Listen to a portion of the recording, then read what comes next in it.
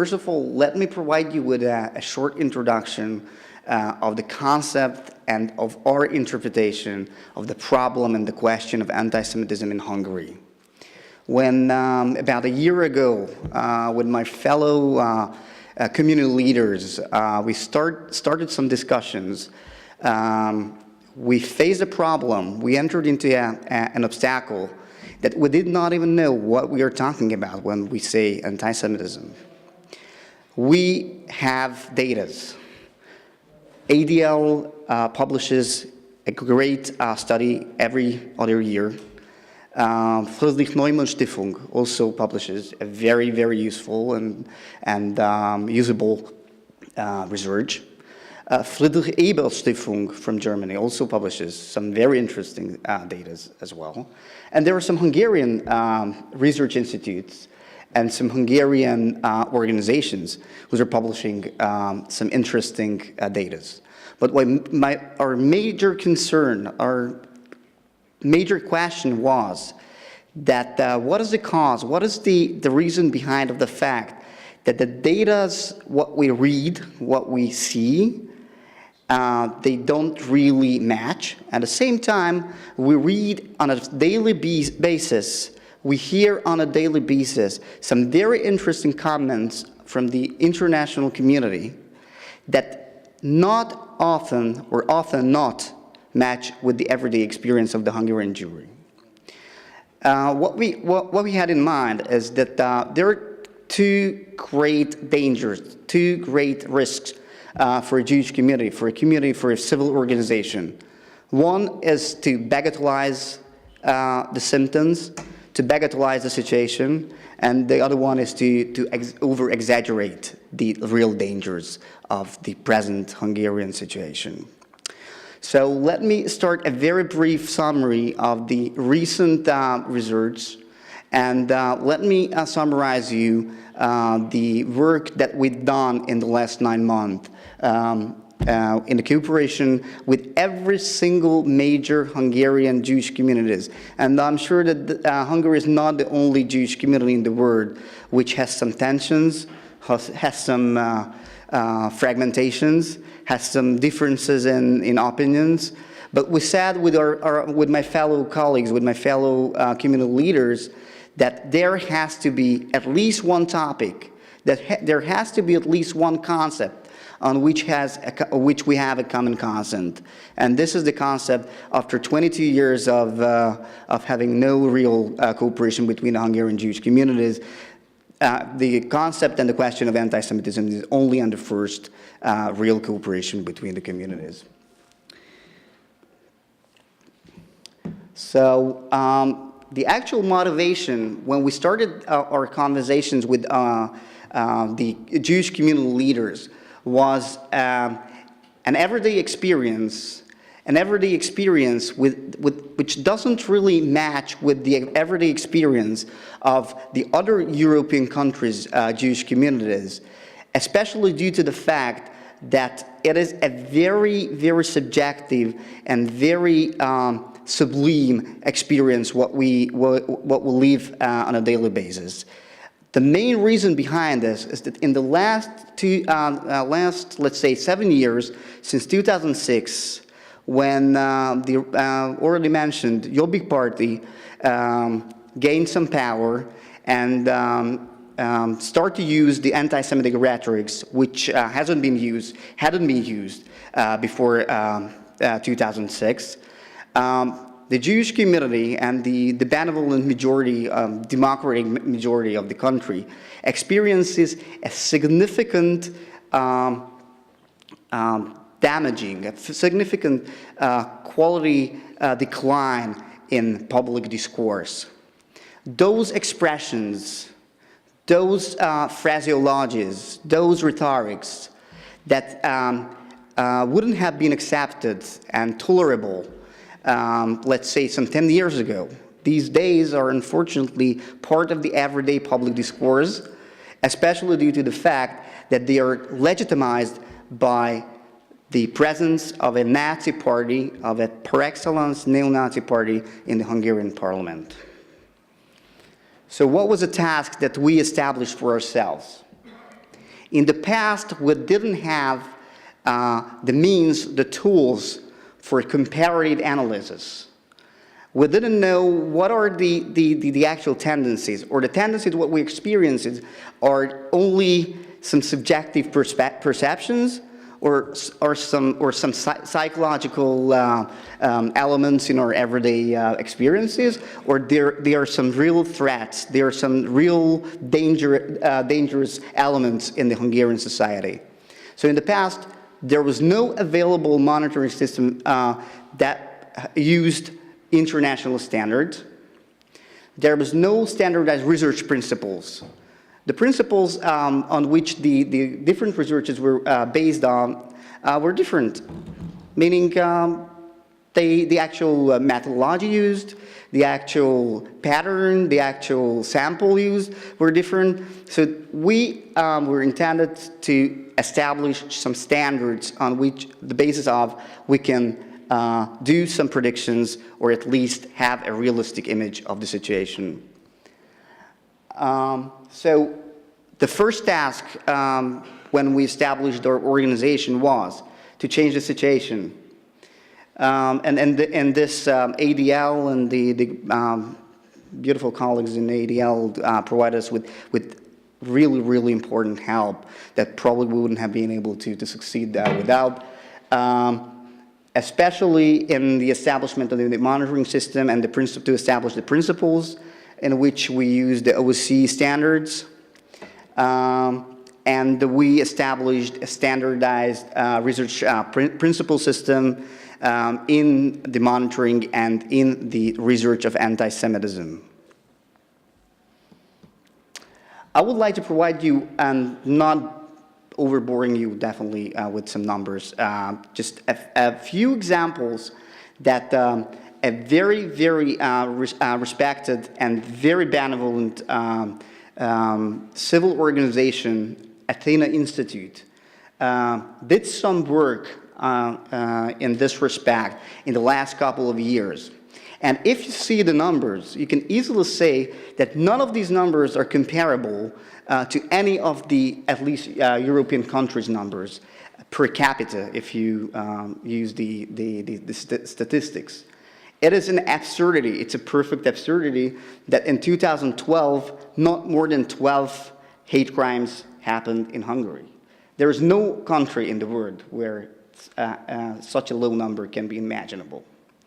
We are at the very beginning of a process. We're at the very beginning of a process. But you can easily see that, and it's quite self-evident, that if in 4 months the total number of hate crimes was 30, it is in total absurdity that in the past years, the data is what we worked with were valid and true. Even if I cannot emphasize enough that the research institute that I referred to is a perfectly benevolent, independent institution. So please, I'm very happy to forward these data to anybody and to provide anybody with monthly updates on these. I'm not intended to bore you with, definitely, with any of these numbers right now. We have different classifications and structures that I can provide you the data in. So, well, you can see as well over here, and this is the last figure that I'm intended to talk about, slightly more detailed, is the figures that are indicated on the row with Jobbik. That the majority of the cases, hate crimes are somehow related to either Jobbik or some of the satellite organizations related to Jobbik. As you can see over here, that 8 of 12 examples are related quite closely to the Jobbik phenomenon. Another very important area of our operation, as we learned it from ADL as well, is the legal aid and legal protection, and participating in the preparatory work related to legislation, and to at least try to change the framework of the currently valid and available legislation system. What is the main problem? we commenced 29 legal actions, mostly related to incitement cases, in the last 8 months. And at the case of all of them, the charges were dropped by the prosecution. So they did not even reach the level of the court. What is the problem? Hungary and the Hungarian legal system and the incitement law, the so-called 269th paragraph and the 332nd paragraph of the Hungarian Criminal Code, is in a perfect accordance, in a perfect conformity with the European standards. It meets, and there is a hacker on it, that it meets the standards predicted by the European Union and the European Committee. In the last 23 years, since the political changes, not one incitement case was able to reach the level of court. So what is the problem? And finally, it turned out we invested into it, hundreds of work hours and at least a team of 6 lawyers and constitutional law experts. And finally, it turned out that the problem doesn't lie in the actual text of the norm of the law. The actual problem lies in the application of the law. So we commenced about 5 months ago, a procedure in which we were finally able to persuade the government to have present in the anyway controversial text of the 4th constitutional amendment, but at least the benefit of the amendment was that there is now a concept of a dignity of minorities available in the Hungarian Civil Code and in the Hungarian Constitution as well. It provides us with a tool, not on the criminal level, but at least on the civil code level, with which we are able to commence and to start a different strategy on the legal level. I would like to introduce you very briefly just 2 interesting cases which provide you with some idea and some concept of the total and perfect absurdity of the current legal situation in Hungary and the actual inconsequences and inconsequent strategy of the legal practice. Case 1 is a case that happened about a year ago, last year's October 23rd, which is a very important national holiday. It is the anniversary of the 1956 Hungarian Revolution. A famous, or better to say infamous, Nazi provocateur gave a speech in which he stated that the best thing to do for any future or present government is to relaunch the train wagons and to send those people, quotation mark, those people where they belong. We commenced an action on the basis of finding him guilty in incitement. And the actual explanation and the argument for dropping the charges was that it cannot be an incitement since the crowd shared the common principles and the common idea of executing Jews. It cannot be incitement since there was nobody to incite. Case 2. And this is a very interesting case. We quite often receive the criticism from the ADL colleagues that wouldn't have a close enough cooperation with the Hungarian Roma community, which is a valid criticism. At the same time, we had quite a lot of discussions about this, that the actual problems and the actual situation of the Roma and the Jewish community is so much different that it would be quite difficult to find a common platform. But finally, we found it. About a year ago, at a very famous act that was published in many American and international papers, a group of Jobbik Gardists military, paramilitary groups went to a tiny small village in eastern Hungary, and they gave some very, very questionable speeches, and using understatement definitely. Half an hour later, they started to throw bricks at the surrounding Romas.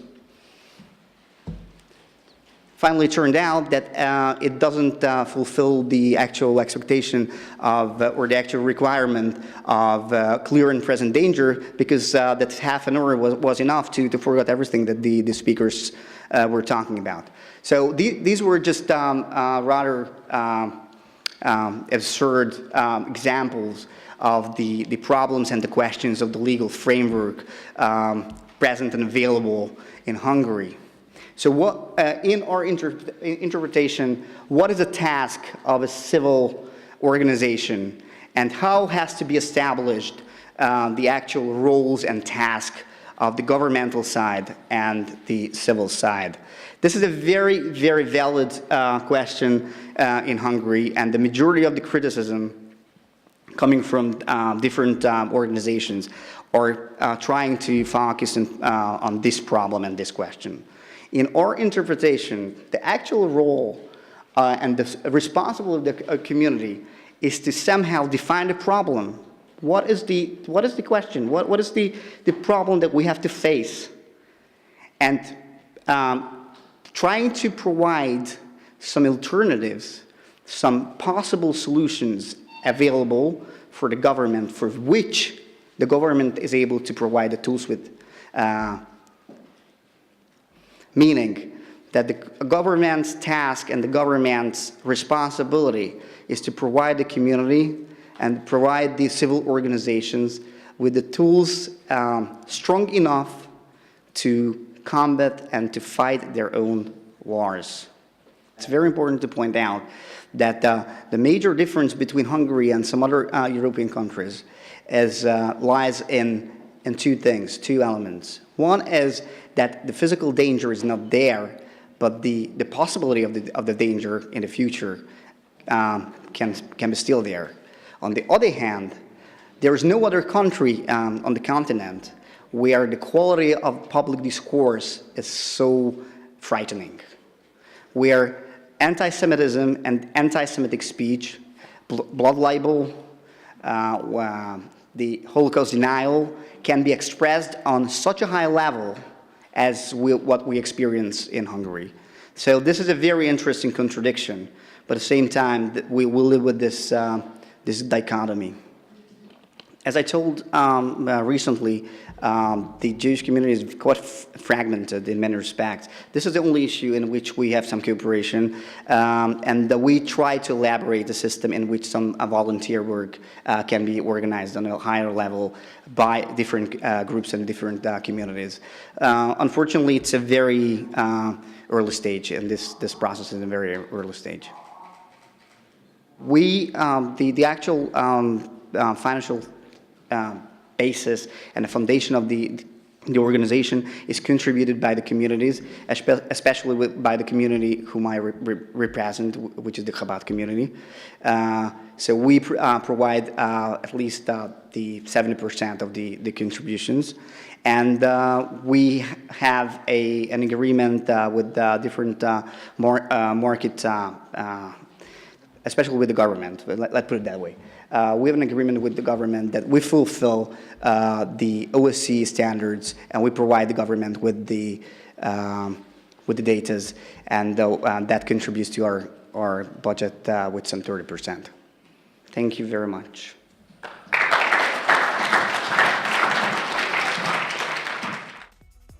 We would be pleased to send a complimentary DVD of this program to anyone who wishes to support Shalom TV with a tax-deductible gift of $36, double high or more, to the nonprofit organization Jewish Education in Media. Simply visit the Shalom TV website homepage and click on the Donate button to make a donation by PayPal or your credit card. And please indicate the program for which you would like a DVD. Or you can send your tax-deductible check made out to GEM, Post Office Box 180, Riverdale Station, Bronx, New York, 10471. And again, please remember to indicate which program you would like to receive on DVD with our compliments. And we thank you for your kind support.